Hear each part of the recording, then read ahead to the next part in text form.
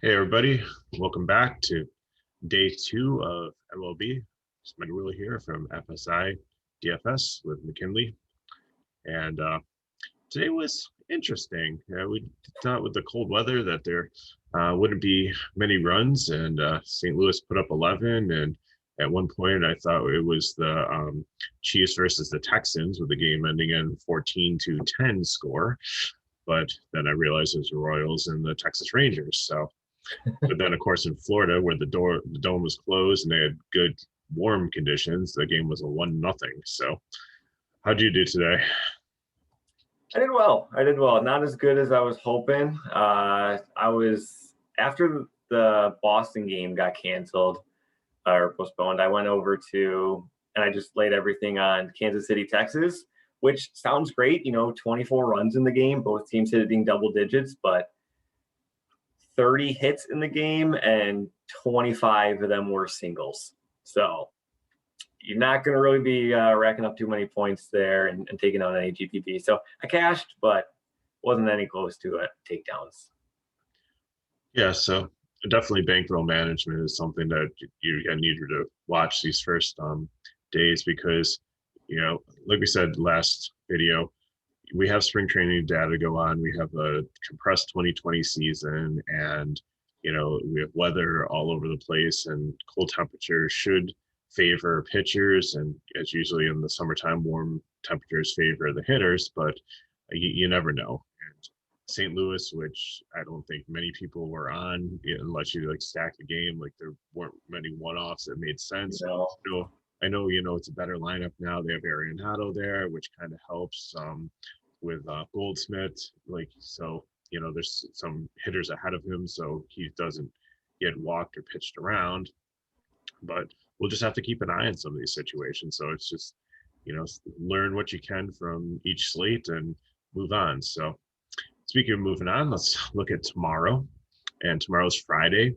There's a 6-game slate that starts at 7:10.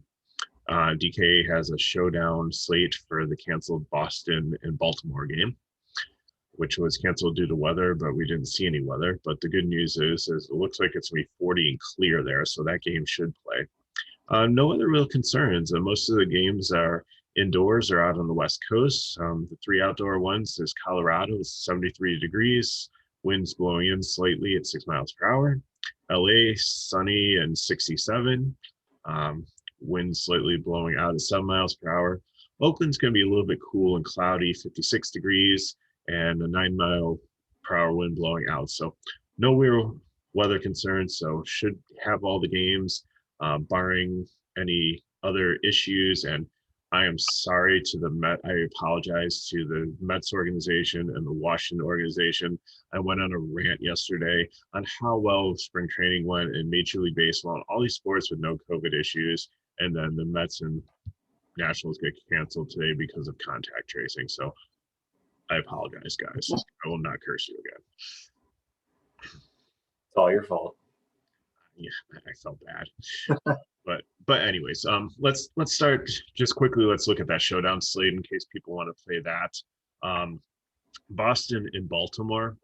I think that Kiki again, for some reason on this slate, is so low priced. It's just crazy. I think he's one of the lowest priced starters.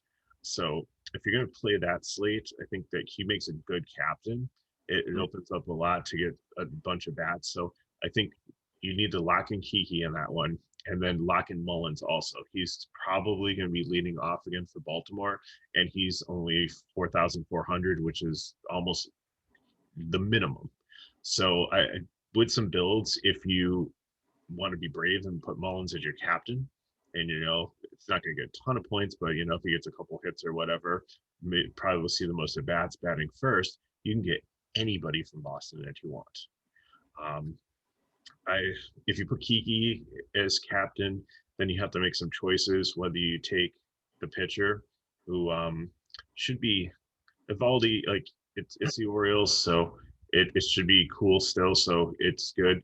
Means he possibly could do well too with the cool temperatures, but this Boston lineup did pretty well during the preseason, so I think he'd be more of a GPP. but some of the same guys we talked about yesterday, JD, Renfro, Dahlback, if you want to do the wraparound stack, if he's batting ninth, and then your boy Renfro there, and maybe he's a good captain too, because we thought it's the same game that we broke down yesterday, and the same game that we loved, and we had many of these players in our lineups that we were scrambling. But thank you, Major League Baseball, for canceling the game like 2.5 hours before, and it wasn't like 12:50, so we're like had 15 minutes to figure it out. That would have been bad. That would have been real bad. I was all over Boston, and just with the showdown, I'm gonna be all over Boston again. Just to kind of reinforce what you're saying there. Yeah, I mean, pitchers, you can play them. They're not really sticking out too greatly here, but you definitely want those Boston bats. JD, Martinez, Xander, Kike's too cheap. Exactly. So you hit the nail on the head there. Okay, so looking at the night slate, the first one, it'll start at 7:10, and that's isolated game. It is the Battle for Florida, round 2, which ended in the 1-0 final score today. So not too much offense, which as soon as Boston got canceled, I'm like, oh, these Tampa Bay bats might be great. And that didn't work for me. So so there's that game. And then we've got another core slate with the Dodgers and Rockies. So let's start talking about pitchers. I think we both agree that there's one pitcher that really stands out above everybody else that we think that we're going to lock in for our cash games. And want to take that one? Blake Snell. Yeah, absolutely. He's not on Tampa Bay anymore. Okay, because we're not on Tampa Bay. That's going to take me a while. But yeah, Snell, he's clearly the top pitcher. I mean, you can make the case for just in a vacuum Bauer, but he's playing in Coors. So I think Bauer's a fantastic GPP play. That Colorado lineup is not what it used to be years ago when everybody was stacking the bats there in Coors. So I think it's a phenomenal GPP play. But as far as cash goes, just plug in Blake Snell. And you're almost saving $1,000 too. He's $800 cheaper. So yeah. So Snell, 100% is going to be in your cash games. Starting pitcher 2, it's dicey. It's a little rough here. Looking at Pablo Lopez for Miami. Tampa Bay does strike out quite a bit here. Lopez isn't really a strikeout pitcher, but the other team's going to help him with that. There you go. That's exactly what I was going to say there. So looking at Pablo Lopez, he's got good control, and he's an efficient pitcher. So even though he doesn't naturally get Ks on his own, the other team having a high strikeout rate, I think, helps him with that too. Exactly. Yarbrough, decent pitcher facing that Miami lineup, which, we're going to be targeting a lot here this season. But Tampa Bay, who knows what they're going to do with their starting pitchers. There's risk with all that. But really, pitcher's pretty cheap today, all things considered. There's only 2 pitchers that are above 8.7K. There's a reason for that. And this is the sad thing too, is that these are the second person on these staffs. And, we're looking at, Keuchel, who's bounced around against an LA lineup that's usually pretty good. Yarbrough, we talked about. Jesus Luzardo against a Houston team that should have a decent lineup. I know they've lost Springer and a couple pieces there, but they still have a lot of good pieces left there. And if you want to play Jesus on Good Friday, we don't blame you for that. Then Heaney, I mean, he's had his issues here and there against the Chicago White Sox team that was very hot during spring training. And then Javier for Houston only pitched, I think, 3 or 4 innings in. Not much to go on with him. So, is he stretched out? How far is he going to go?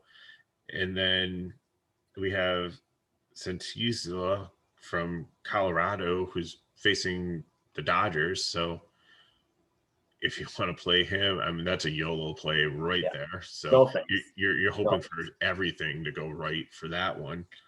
And then that leaves us to the 6K pitcher, the last one left on the slate, who is Kikuchi. I mean, I I honestly don't mind him here, given the other pitchers on the slate. For 6K, there's some bats that I am going to be wanting to pay up for, and they're approaching that 6K range or are in the 6K range already. Yeah, So it's pretty scary when you have Mookie Betts, who's more expensive than a starting pitcher on the slate. yeah, I think we have two batters that are 6K plus this slate. But yeah, Kikuchi, he hasn't fared too terribly. He had a solid spring. Mm-hmm. If you that's take spring with a grain of salt. Obviously, you're playing against a lot of the minor league guys, but he did well. And early his shortened 2020 season, he fared well for that one as well. So And I San don't mind Francisco that. had a high K rate during the spring. Now, of course, tonight they've already hit 2 home runs. So, Yeah.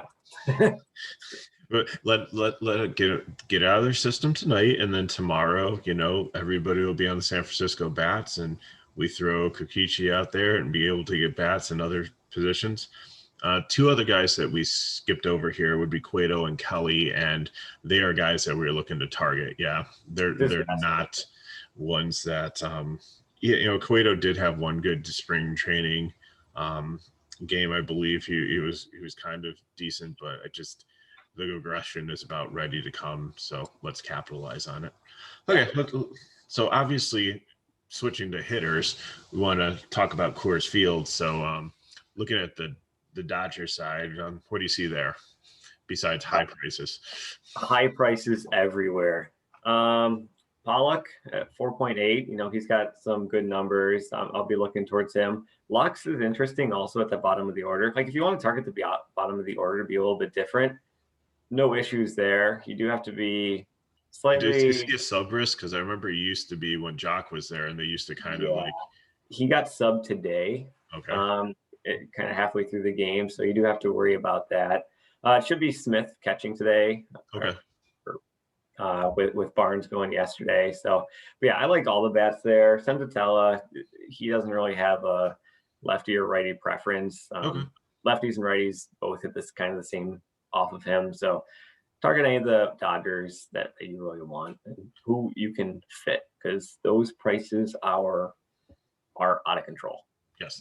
So that's why we're trying to, find another pitcher to go with Snell, who's definitely the number one, and actually he's under 10K, so that's I believe, right? Yeah, 9.7. Yeah. So that's good. So looking at the other side, I know like some people like want to try to get like as many pieces of this game.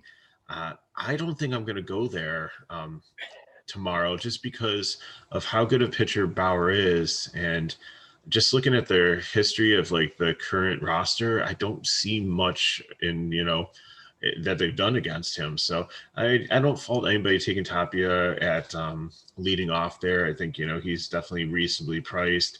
McMahon at second base there. Blackman is up there in price, and even though he's got the right splits matchup, he really has not much. I think he was like maybe 2 for 9 against Bauer in his history. So again, I don't know who's gonna fill out that lineup. Like Hilliard might be in there. It's another left-hander batting probably towards the bottom. Hilliard's the only guy that I'm interested in Colorado, and it's strictly for his price. I mean, he's got the lefty-righty, 2.3K on DK. 2.3K at Coors is definitely a bargain, but yeah. And the hard thing too is it's like sometimes you have an ace, and like it was, I think like maybe like Cleveland over like the last couple of years, or the Mets where they had like solid, but then you get to the bullpen and maybe they could actually do some damage there. But this Dodger team is like an all-star team. It's like a super team in like the NBA. It's just like they have top to bottom. They are like so solid everywhere, from coaching to the players to everything. So, at this point they're running on all cylinders, like hitting the ground running. Let's hope they don't have any major injuries or anything happen to them. It is a long season, but I think right now, like that's a situation to be for them and not against them. Yeah. Yep. So if we want to be contrarian, I think the other place to look again would be the Padres, who are priced up also, but not as much. There's a little bit of a discount, but they face a Merrill Kelly again, and we talked about earlier, who's definitely hittable. So he's a righty. We had a lefty today. So Tatis has, in a short amount of time, has some really good numbers against him. It's just absolutely crazy what he has done in just a few games against Kelly as a pitcher. Like, how many years has he been in the league? Is this like his third year, I believe? I want to say 5, but I might be over. Oh, really? Wow, where has the time gone? that is crazy. But yeah, for San Diego bats here, like you said, Tatis, he's had 11 at bats against Kelly. He has 5 hits, 3 home runs, 5 RBIs, hitting 455. So I know BVP isn't everything, but that's pretty impressive. That absolutely, and that $6K price tag on him, concerning. I mean, that's high, but starting pitcher, Tatis. Yeah, but I'm definitely going to be throwing him in some of my lineups here. Some other San Diego bats looking at, Cronenworth could be batting up higher in the order here, lefty righty. He was really hot out of the gate last year. Yeah, he did well. So pairing those two together, and really, I could pair them with a wraparound stack. Looking down at the bottom, whoever's catching for San Diego, if it is Campusano tomorrow, he is 2-2, I think. 2-2, yeah. So, Campusano at 2-2. We give you Hilliard, Coors bat at 2-3. Even Profar is like pretty cheap outfielder there. A switch hitter, so less chance of him getting pinch hit for. So the stacks are there for San Diego, and the value is there. Cronenworth, I don't know if I mentioned it, he's only 3-4. So you got the value with San Diego. I think they're going to be the second most popular stack tomorrow. I think you throw Hosmer in there too. I think people kind of avoided him today with the lefty on lefty matchup, but he's got the split advantage. He's 4.8, which is up there, but like looking at first base, like maybe in Oakland you've got 2 guys in Moreland and Olsen against Javier, who we said didn't really have too much time in spring training, so you could go there. But I think with that game, it's gonna be cooler temperatures. Like, there are some bats, like Brantley always hits both sides of the plate well. You maybe take some pieces there, and then the other game that's kind of just hanging out there is the White Sox and the Angels, where Keuchel possibly takes some of the right-handers against him, maybe some of the right-handed White Sox ones. But I think, if we're looking for some savings, like we talked about how Cueto is bad, Seattle, I think, has some players that could save you some money to help you get some of we have one guy that we played, I played during the preseason. I think I took McKinley with me on some of them, but batting 5th is Taylor Trammell, and he's only 2-2, and he's batting 5th. He's got the split advantage versus a pitcher has been known to struggle. So, I like that, opening up some space in my lineup for some salary relief. For sure. And you can even pair him with like Seager, who's had a good in France, who's been a hot hitter all spring too. So there's a little 2, there. 2, 3, 5 stack that you can throw out there, and right at the top of the order, Haniger 3.1. Yeah. Oh yeah, perfect. I'm going to be all over Seattle tomorrow or today. We're filming it the night before here, but Haniger, I'm going to be all over Seattle just because they provide so much savings. It can give you the Coors bats. It can give you, like with LA, and it gives you the Padre bats and guys like Tatis or the Mookie Betts, who are 6.2K, which is insane. Yeah. And this is day 2. Yeah. So LA, San Diego, Seattle. Those are my 3 teams to target. Oakland, I don't mind at all. Like you said, Javier didn't really get too much of a look at spring, so he could be a little rusty out of the gate here. And everybody else is just kind of there. They're kind of games on the slates to me. If you want to play them, it's fine. None of the pitchers are standing out, but I really won't be targeting them too much here. Yeah, they're good teams to stack up in a GPP if you're playing like a 20 entry max. I mean, there's not, Oh, for sure. just do, take at each team and do some combinations, and that's a nice way to try to hit it. Like this is like kind of a sweet spot slate. Like the 6th game is like really nice. Like we're not trying to break down like 13, 12, 13, and it's not like a 2 or 3 where you're going to have so many chalky lineups that like everybody's going to be on the same plays, and you're going to, if you try to do like even like a $2 double up and a 20 max, you're going to have trains of all the same lineups, and it's if you don't have like one thing a little bit different, like I've seen it before where everybody wins like 37 cents on the $2 that they put in because everybody ties like right at the cash line, and it pushes it all the way down, and it's just horrible. So Yes. you lose for winning. It's just crazy. Yeah. But I think that wraps things up. Do you have any final words or? Not really. No, I think the slate's pretty straightforward here. You can kind of predict where the ownership's going to go, and you can predict where you can be a little bit contrarian and maybe get a little edge. Yeah, well, thanks for watching, everybody. And if you want more information, you can check us out on fsidfs.com, where you can sign up for our package where we give you cores. We've covered both DK and Fanduel Classic. We covered tiers. We cover Showdown. Did some a la carte stuff today. It's like, some guys like, hey, I had to work late, could miss lock, can you help me out with a late slate? That's what we're here for. Like we're the coaches. We're here to do the research and know the information to, give you the alerts. Like if you didn't see that the Boston game was canceled, or that the Mets and Washington was postponed today, or if somebody's a late scratch, we're here to try to monitor the information and to help you out. So, you can live your life and come and play DFS and not have to do hours and hours of research. That's what we're here for. So, hopefully you like these videos too. Leave us some comments and feedback on like things that you'd like to see, things you'd like us to talk about. And, we appreciate it. If you haven't subscribed to our channel yet, if you do that, have some of your friends, word of mouth is great. Help watch them, have them subscribe to, give us a like.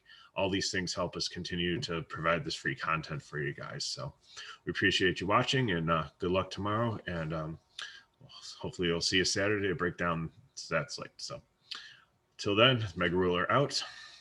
Have a good night.